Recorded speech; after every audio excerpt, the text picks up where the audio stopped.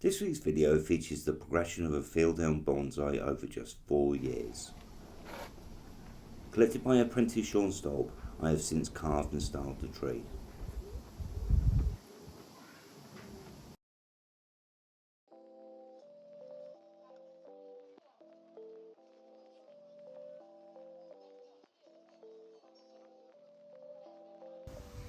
This week I defoliated the leaves to allow me to prune and wire the tree, and also to encourage a new flush of growth. Elm or ulmus are very strong species that respond well to this treatment. As we look around the tree, it is immediately clear that growing a branch structure and ramification on elm is very fast and very easy.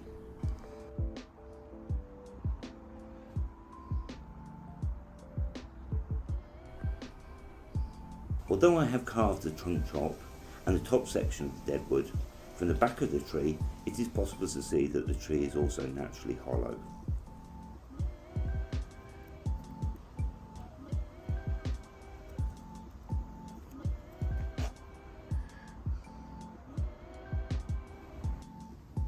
The use of cyanocrylates, or superglue as it's also known, on the wood have enabled me to create paper thin deadwood features.